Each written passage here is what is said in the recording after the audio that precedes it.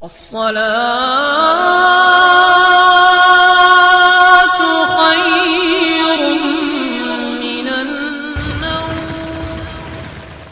जमाना उसे माबद नहीं बल्कि सलमान फारसी के नाम से जानता। सलमान फारसी एक दिन नबी अलैहिस्सलाम की बारगाह में बैठे, आंखों में आंसू है, दाढ़ी सफेद हो चुकी है। मेरे नबी अलैहिस्सलाम ने पूछा, सलमान आंखों में आंसू क्यों है? कहने लगे, आका जिस्म पे हुकूमत यहूदी की है, दिल पे हुकूमत आपकी है। आका दुनिया से जाना चाहता हूँ, आपका होकर जाना चाहता हूँ।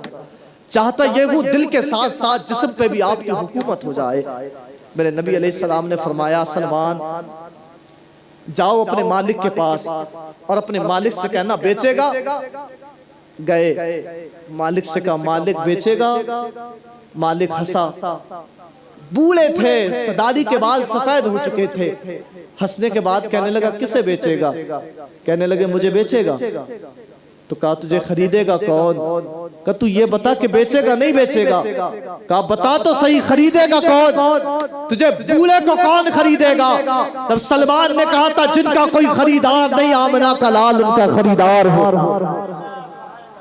जिनका कोई खरीदार नहीं। कहने लगे, अच्छा आमना के लाल खरीदेंगे? अच्छा तेरे नबी खरीदेंगे? ये यहूदी था, इसे बदला लेना था। कहने लगा, हाँ। कहा, कीमत बता। कहने लगा, 250 ग्राम सोना, 2.5 किलो चांदी और 100 खजूरों के ऐसे दरख्त जिन पे खजूरें लगी हो। मौसम ऐसा नहीं था कि खजूरों के दरख्तों पे खजूरें आ जाती। सलमान फारसी का अकीदा देखें। नबी अलैहिस्सलाम की बारगाह में आए, आंखों में आंसू हैं। मेरे नबी अलैहिस्सलाम ने फरमाया, सलमान बात हुई? कहने लगे, हाँ आका बात हो गई। कहा, क्या हुई? कहा, बेचेगा। कहा, कीमत? कहा, हुजूर कीमत बहुत मांगी है। कहा, सलमान बताओ। कहा, हुजूर 250 ग्राम सोना मांगा है, 2.5 किलो चांदी मांगी है, 100 खजूरों के ऐसे दरख्त मांगे हैं जिन पे खजूरें लगी हो। मेरे नबी अलैहिस्सलाम मुस्कुराए और कहा, मोहलत कितनी दी है? कहने लगे, 7 दिन की मोहलत दी गई। आमना के लाल मुस्कुराए ना, तो सलमान कहने लगे, आका मुस्कुरा क्यों रहे हैं? मेरे नबी अलैहिस्सलाम ने फरमाया, मोहलत ज्यादा दे दी, 3 चीजें हैं, दिन 3 काफी हो जाएंगे, 4 फिर भी बच जाएंगे। 4 फिर भी बच जाएंगे। 4 दिन गुजरे, 5वां दिन आया। 4 दिन गुजर गए, 5वां दिन आया। सलमान फारसी नबी अलैहिस्सलाम की बारगाह में हाथ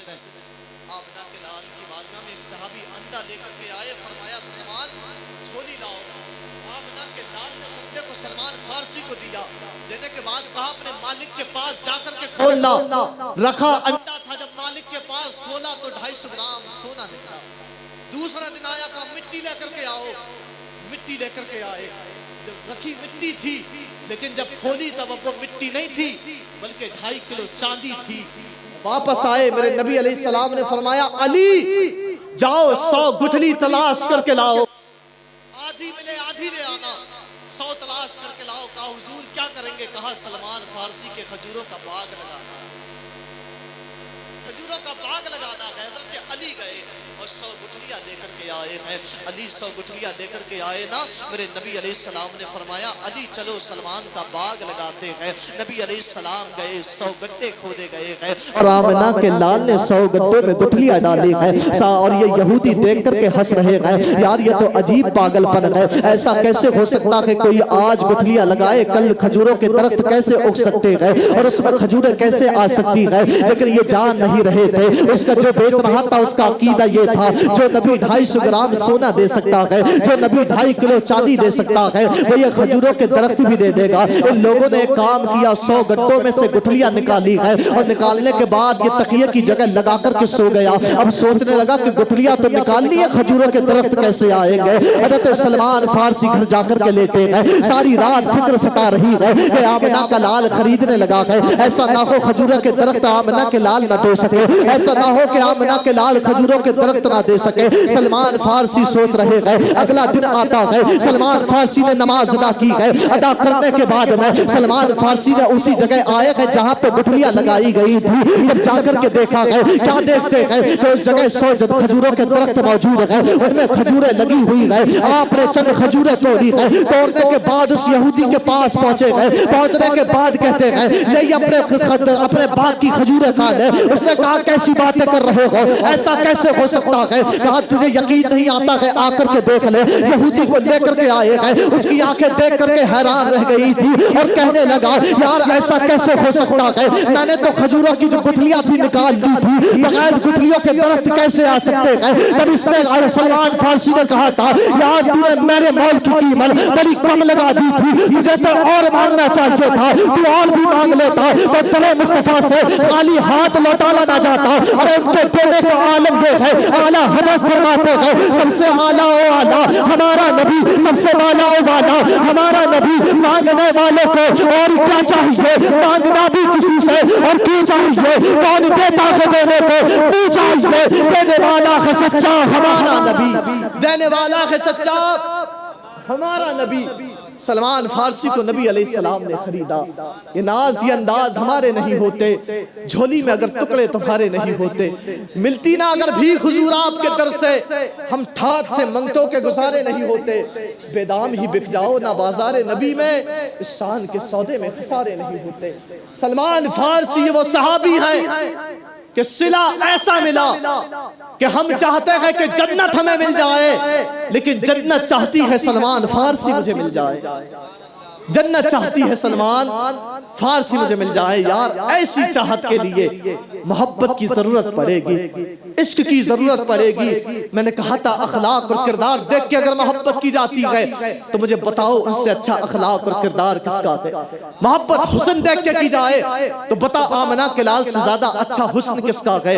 अगर हुस्न की बात करें तो बात यूं करना पड़ेगी, जब मेरे नबी अलैहिस्सलाम की विलादत बसादत हुई ना तो मक्के में अजीब इनकलाब बर्पा हो गया था। कोई कहता कि अजीब इनकलाब बर्पा हुआ है, मेरी माँ बीमार थी, बीमारी से शिफा याब हो गई है। कोई कहता मेरे दरख्त मुरझा गए थे, दरख्त हरे भरे हो गए हैं। कोई कहता मेरी बकरियों का रेवड़ बीमार था, बकरियां ठीक हो गई है। मेरी बकरियों के थनों में दूध नहीं था, बकरियां दूध देने लगी है। मेरे नबी अलैहिस्सलाम की विलादत बसादत हुई है। आप बता तो सही तुझे उसके हुस्न का आलम बताने लगा हो। ये आपस में सरदाराने मक्का बातें कर रहे हैं। एक आने वाला ऐसा आता है जो आकर के कहता है अरे कौन से इनकलाब की बातें कर रहे हो? तब लोगों ने कहा था तुम्हें मालूम नहीं कौन से इनकलाब की बातें कर रहे हैं?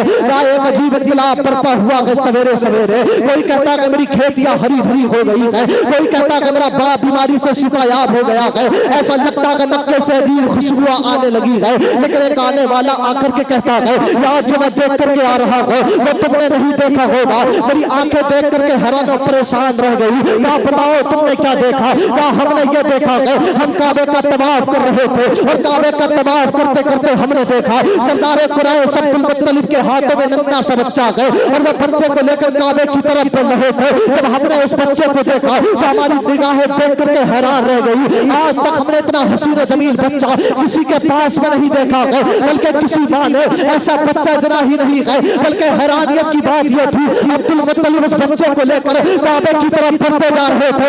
देखने के बाद ऐसा लगता था कि अब्दुल मुत्तलिब काबे की तरफ नहीं बल्कि काबा अब्दुल मुत्तलिब की तरफ बढ़ता जा रहा है। देख करके ऐसा ने उसी मंजर पे आला हजरत की निगाह पड़ी है कि बरेली के अहमद रजा ने अपना कलम उठाया है। उठाने के बाद लिखते हैं जिसके सजदे को महराब काबा झुकी उस भवों की लताफत पे लाखों सलाम। जिसके सजदे को महराब काबा झुकी उन भवों की लताफत पे लाखों सलाम।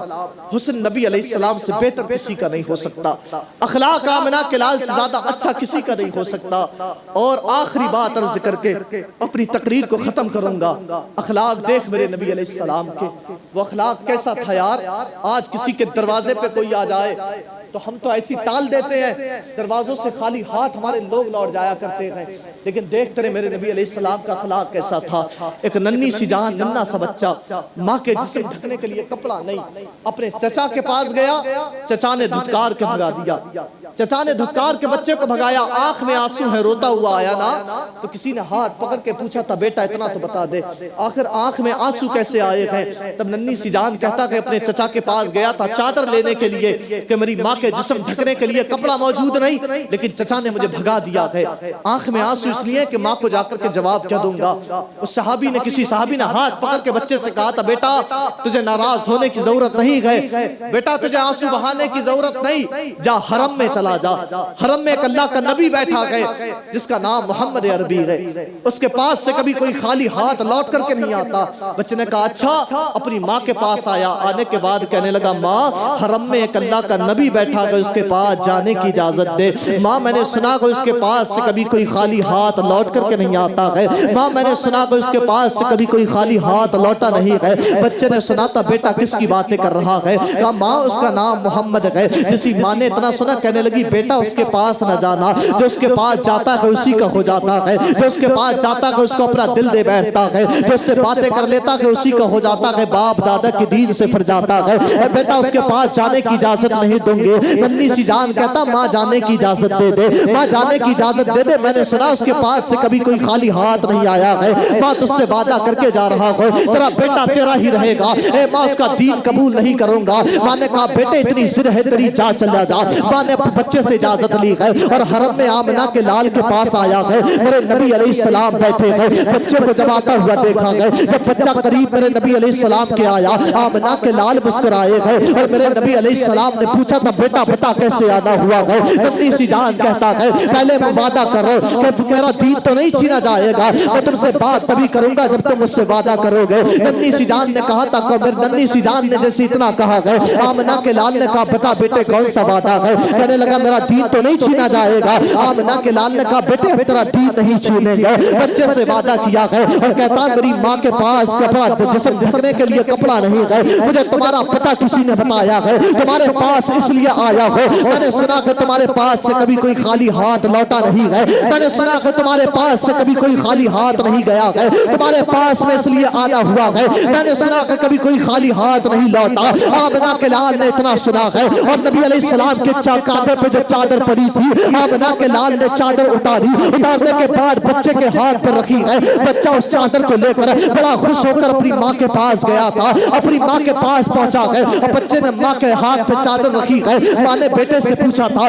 मेरे लाल इतना तो बता दे, तूने बाप दादा का दीन तो नहीं छोड़ा है, बेटा तू उसका हो तो नहीं गया है? नन्ही सी जान अपनी माँ से कह रहा था, मेरी माँ मैंने वादा कर लिया था कि मेरा दीन तो नहीं छीनोगे, पहले वादा करो तभी तुमसे बात करूंगा। माँ ने जैसी बच्चे कितने अल्फाज सुने गए, उसकी माँ अपने बेटे से कह रही थी, मैं कहूँ तो बेजाना होगा, गोया को उसकी माँ कह रही थी, मेरे बेटे मुझे उसका दीन कबूल कर लेना चाहिए था, जो नबी आज मुझे इस चादर में छुपा रहा है, मरने के बाद मैदान महशर में रहमत की चादर में छुपा लेगा।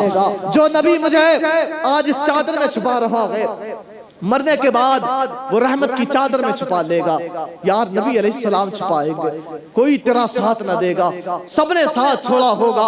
मोहब्बत करना है आमना के लाल से कर, उन्हीं की मोहब्बत है कि जिनकी मोहब्बत के बारे में रब फरमाता है, ए महबूब अगर ये चाहते हैं इनका रब इनसे राजी हो जाए, ये तुमसे मोहब्बत करे, ये तुम्हारी इत्बा करें। यार आमना के लाल से मोहब्बत कर, उनसे मोहब्बत कर ले। ये नाज़ी अंदाज हमारे नहीं होते, झोली में अगर टुकड़े तुम्हारे नहीं होते, मिलती ना अगर भीख हुजूर आपकी तरफ से, हम ठार से मंगतों के गुजारे नहीं होते। कर लूंगा जमा दौलतो सर उसके बाद क्या, बना लूंगा शानदार सा घर उसके बाद क्या, शेरो सुखन की खूब सजाऊंगा महफिलें, दुनिया में होगा नाम मगर उसके बाद क्या, मैं की तलब जो होगी तो बन जाऊंगा मैं रिंद, कर लूंगा मैं कदों का सफर उसके बाद क्या। एक दिन मौत जीस्त का दर खटखटाएगी, बुझ जाएगा चिरागे उम्र उसके बाद क्या। उसके बाद बता कोई है तेरा जो साथ दे सके, कोई है जो कब्र में तेरा साथ दे, कोई है जो हश्र में तेरा साथ दे।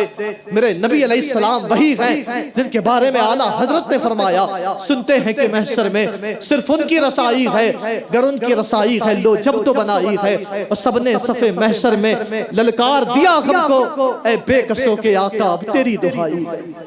ऐ बेकसों के आका, अब तेरी दुहाई है मेरे बोलने में लफ्ज़न सहबन कसदन अमलन अमदन जो गलत वाक़ हुई, और अब ताला से दुआ कर मुझे माफ़ फरमा और हम सबको सरकार दो आलम सल्लल्लाहु अलैहि वसल्लम से सच्ची मोहब्बत करने की तौफीक अता फरमा। वमा अलैना इल्लल बलाग। अस्सलामु अलैकुम व रहमतुल्लाह।